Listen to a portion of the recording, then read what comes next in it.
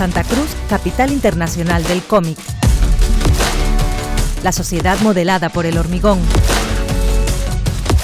Roberto Bolaño llevado a la escena. Homenaje a una artista infinita. La nueva revelación de la música canaria en el WOMAD.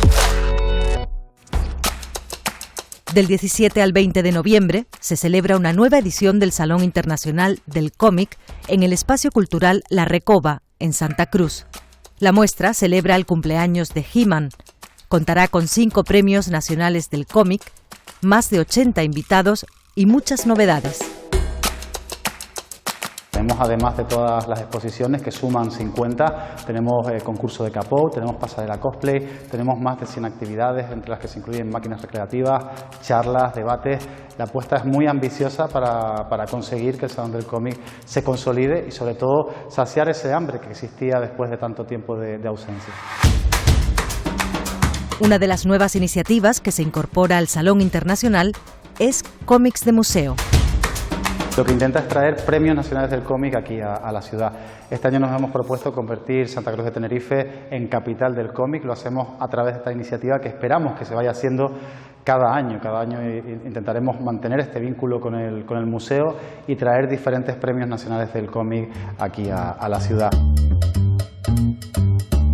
El primer invitado de este proyecto es el dibujante Javier Olivares, histórico del cómic que comenzó a publicar en los años 80 en la mítica revista Madrid, donde encuentra su propio estilo.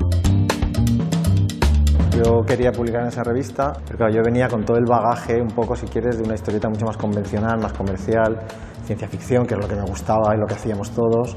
Entonces, para mí fue una manera como de ir quitándome capas, ¿no? Y tuve que ir encontrando mi propia voz y efectivamente hay un momento, hay una historieta concreta que yo creo que para mí empezaba ya de alguna manera a sonar a algo personal, ¿no? Que venía de dentro de mí de alguna parte, ¿no?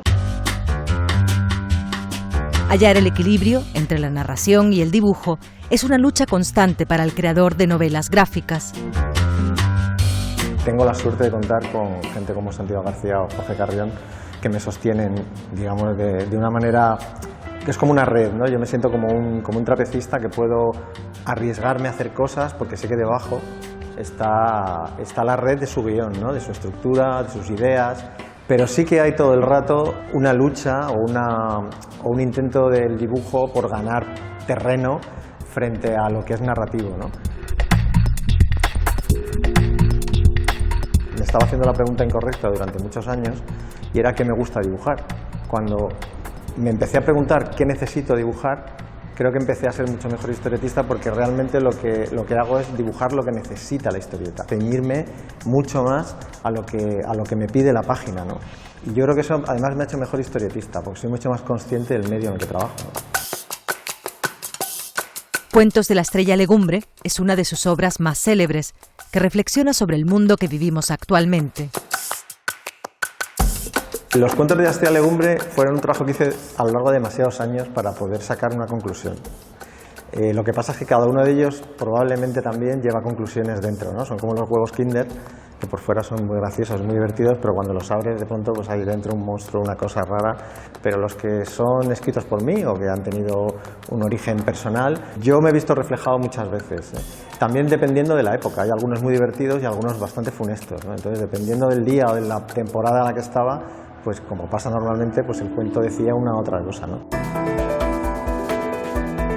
Uno de los objetivos de esta exposición es reivindicar la importancia del Premio Nacional del Cómic para la industria. Durante los 90 estábamos todos hartos de defender, ¿no? Cuando los periodistas nos preguntaban, ¿tú crees que el cómic es un medio lo suficientemente adulto para contar estas cosas que tú cuentas, ¿no? Y yo les decía, bueno, pues que yo he venido aquí a hablar de mi cómic, no he venido aquí a defender el medio tiene que defenderse solo. Y ahora yo creo que ya es muy raro que te pregunten eso, o sea, ya bueno, de alguna manera tenemos que defender nuestro trabajo, no el medio, ¿no? Y yo creo que el Premio Nacional y la irrupción del formato novela gráfica, las dos cosas juntas, yo creo que han sido muy importantes para conseguir eso, ¿no?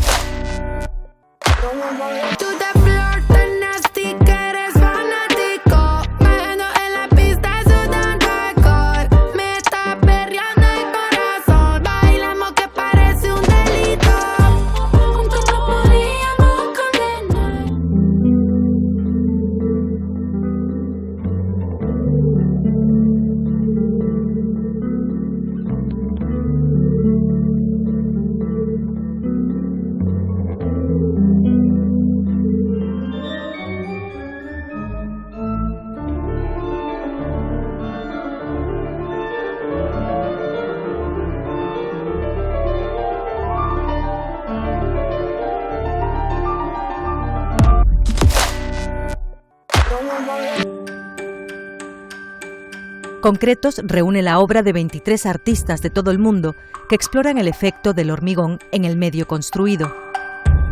Uno de sus comisarios es Pablo León de la Barra, del Museo Guggenheim de Nueva York. Por un lado hay una gran fascinación por todos aquellos proyectos de la modernidad que proponían a través de este material en el siglo XX solucionar diversos problemas sociales de habitación. Pero por otro lado también se enfrenta a las desilusiones con el entorno construido, ¿no? Desilusiones que tienen que ver con el abandono de esas promesas, con el incumplimiento de las promesas que la modernidad traía consigo, pero también el enfrentarnos a muchas de estas construcciones como nuestras ruinas modernas, ¿no? Nuestra arqueología actual. Dos de los participantes que cuestionan el legado del concreto en las islas son los canarios Pérez y Requena y Abraham Riverón.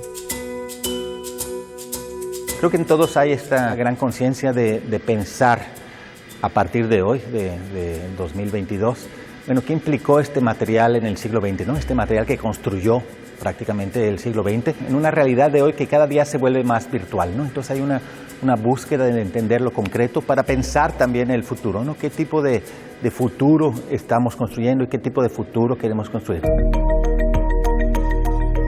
Otra de las preocupaciones de los artistas es la de los lugares abandonados. La cuestión esencial ahí es entender cómo la arquitectura tiene un periodo de obsolescencia y en qué medida lo que nace como un proyecto de utopía, cargado siempre de optimismo, que puede ser optimismo simplemente comercial o incluso de un proyecto colectivo, siempre acaba pasando en el tiempo. De lo que hablan es de la necesidad de repensar el hecho de construir y cómo se va perdiendo siempre la carga de utopía que hay en cualquier proyecto de arquitectura o de urbanismo. Uno de los planteamientos de esta exposición es proponer espacios para la comunidad, desde el arte y la arquitectura. El arte y la arquitectura, como es parte de nuestra visión cultural, es decir, del modo en que somos como sociedad, se dirige a ambos lugares, hacia el colapso, pero también hacia la posibilidad de repensar un nuevo futuro. No creo que haya una sola tendencia. Pero en ese sentido es interesante las propuestas, pues, como la de Céline Condorelli, por ejemplo, que revisita el trabajo de Lina Bo Bardi, que fue alguien que pensó que el cemento y que la vida en común puede ser otra cosa y que la arquitectura puede servir realmente para el consenso y para que estemos juntos.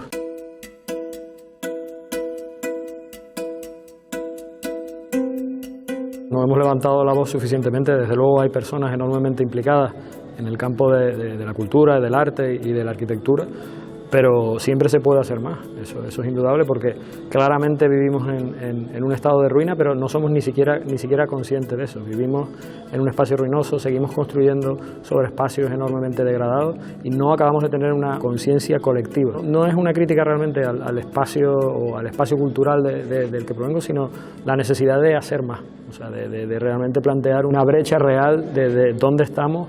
Yo ya no hablo ni siquiera en el mundo rural, sino en el propio ámbito de las islas, dónde estamos y dónde queremos ir, y cómo hay elementos que ya no dan para más.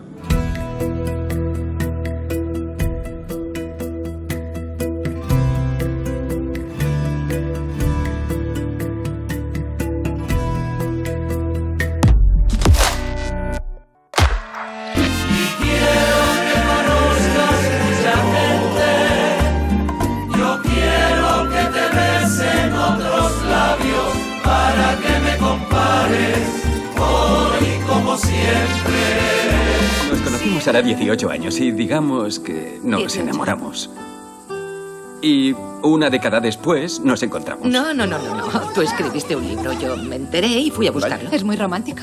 Si ahora nos encontráramos en un tren, ¿te pondrías a hablar conmigo? ¿Me pedirías que me bajara contigo? Pues claro.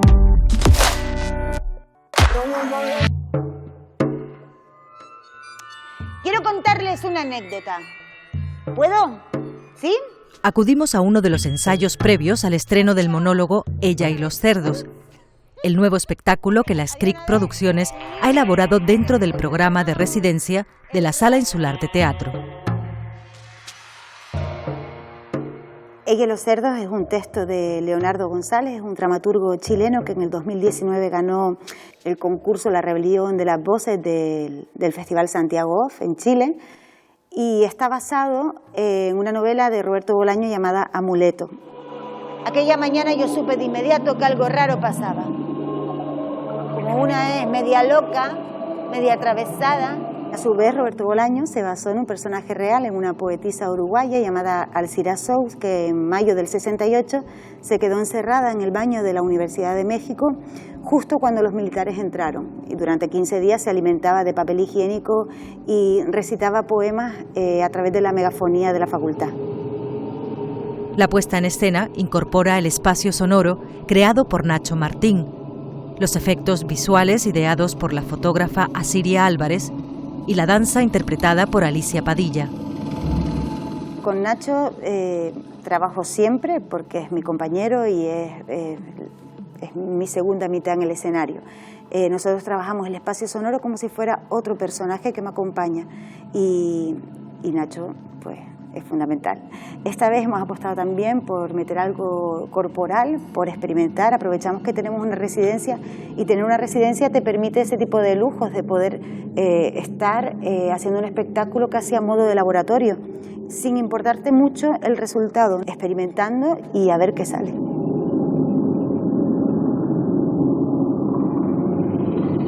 Que ella se haya atrevido a introducir algo de movimiento con su monólogo teatral, pues la verdad que me parece una idea súper interesante, poco vista, poco hecha, y aún pues hemos estado investigando bastante, encontrándonos un poco las dos, porque yo he estado bastante desvinculada del mundo teatral y ha sido como una toma de contacto entre las dos, y hasta ahora y va a ser, es una experiencia buena. El rata le robó el coche a la profesora de baile, de cuyo cuerpo prefiero no hablar, porque ¿quién soy yo para ir diciendo por ahí que los niñatos del colegio se burlaban de ella? Y hacían así, la comparaban con un mono. Una pieza arriesgada sobre un crimen atroz, de la que Roberto Bolaño escribe: esto es una historia de terror, pero no lo parece porque la cuento yo. Y la pobre se quedaba abrazada a nosotras y llorando en el baño de profesores, donde por cierto ha pasado de todo.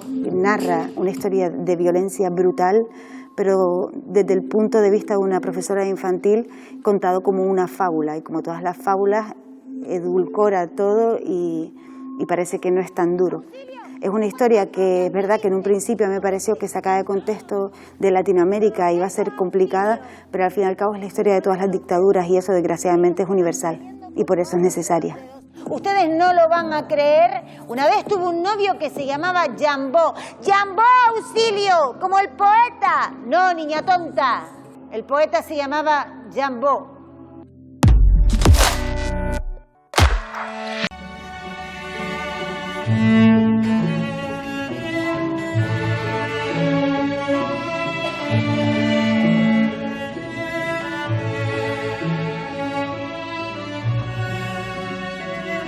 Siguen viernes bajo la luz de un sol ramero que juega ese 8 de agosto, los primeros días de febrero. Ahí me voy yo.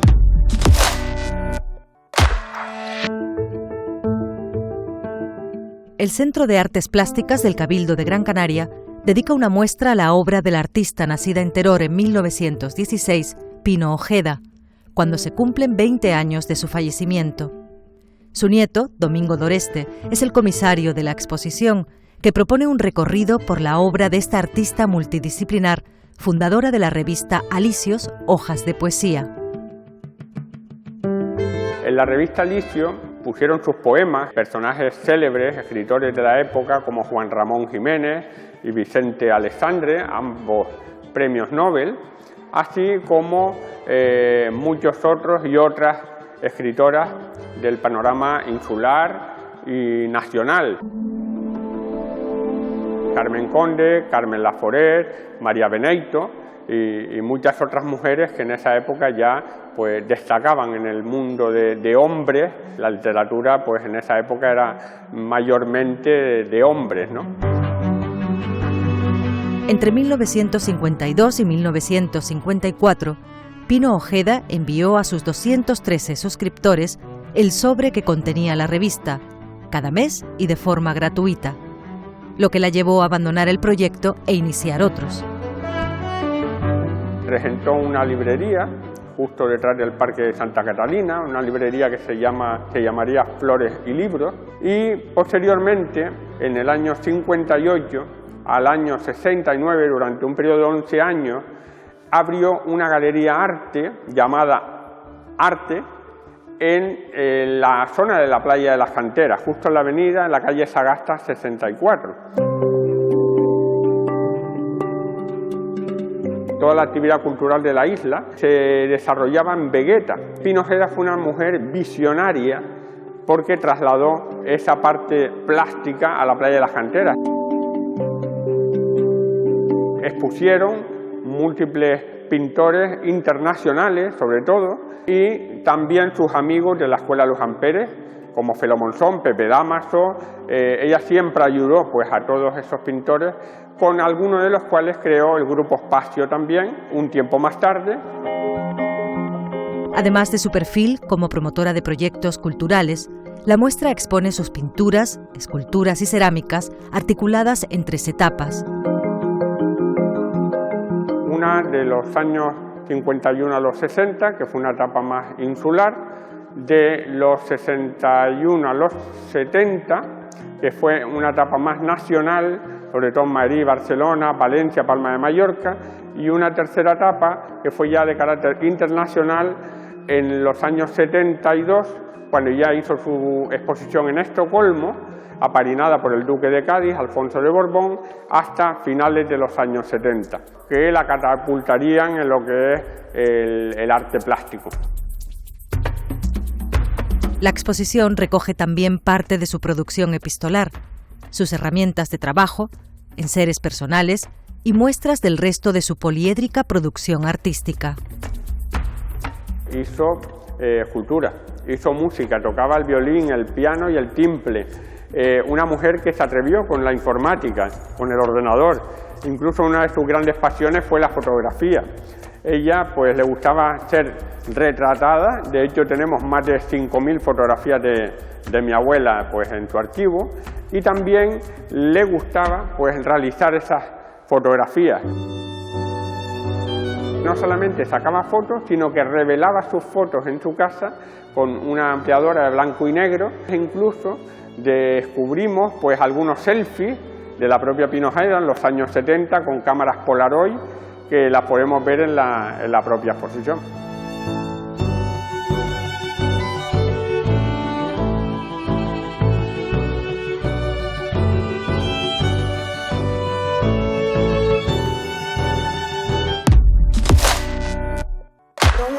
Y aunque nos encante, debemos esperar el fucking momento. Debemos esperar el fucking momento.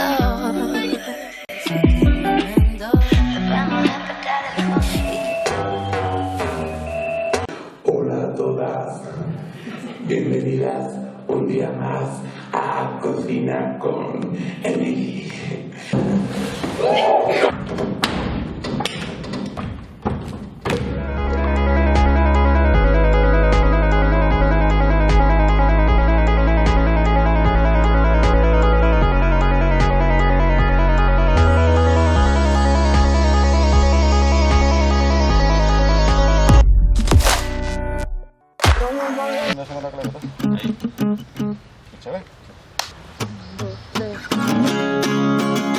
Son Paula y Víctor, 2 de los componentes de la banda Revelación en los últimos premios canarios de la música. Baldosa lleva una carrera meteórica que, sin embargo, arrancó no en el mejor momento. La verdad es que formar una banda durante la pandemia fue complicado, pero también divertido, porque teníamos muchas ideas en la recámara que estábamos esperando a usar, y al final pues Miguel, que es el batería, y yo empezamos a quedar para tocar por diversión, a sacar más ideas todavía, y dijimos, ¿qué hacemos con todo esto? Hay que hacer un grupo, y de ahí surgió Baldosa. Y de ahí a dar su primer concierto en una de las salas míticas de Madrid. El concierto en la Sala La Riviera fue básicamente un festival benéfico, con el fin de apoyar a los afectados por el volcán de La Palma, y nos invitaron porque el organizador pues, fue nuestro amigo productor Robert. Que nuestro primer concierto fuera así, subirnos juntos al escenario de la Riviera, que es enorme, es muy grande, se hace así muy grande desde fuera. Estar arriba, la verdad que fue una experiencia muy bonita, la verdad que muy bien para todos, yo creo que todos muy contentos. Su próxima parada será en uno de los escenarios del WOMAD. La verdad que el WOMAD es un festival, ¿no?, que recoge muchas disciplinas de música diferentes. Es la verdad que un gusto poder estar allí junto a todas esas bandas y la verdad que nos hace muchísima ilusión. Llevarán los temas de su primer disco, publicado en septiembre y que ya los ha colocado como una banda referente para el público de su generación.